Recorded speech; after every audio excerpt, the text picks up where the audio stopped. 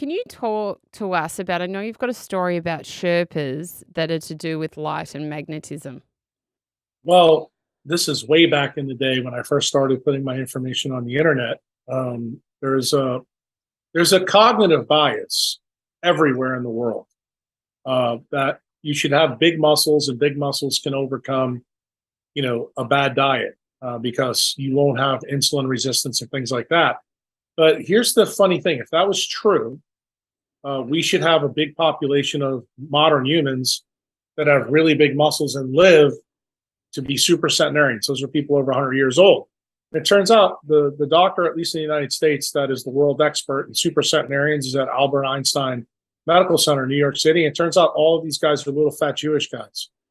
And they have leptin levels that are higher than you'd expect. They don't look like Michelangelo's David.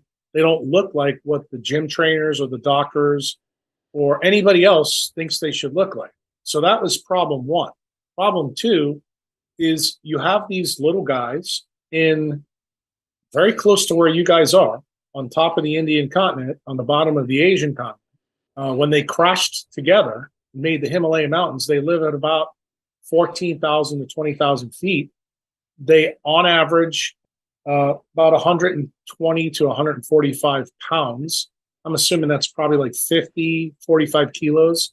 But they're very tan, and they eat rice, lentils, and what I would call garbage during the rest of their life. But when Northern Europeans or Australians or Americans show up to base camp, they take them from 20,000 feet all the way up to the top of the mountain, and all they eat is saturated fat when they do it. And they weigh literally 145 pounds. They can pick up 300% their body weight. So I want you to think about the meatheads that are in Melbourne, Perth, or Sydney now, who look like big rugby players, like Australian rules football. Those guys can't even do that.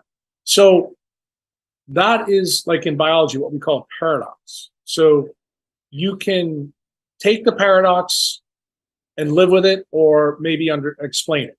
And it turns out Uncle Jack decided to explain it.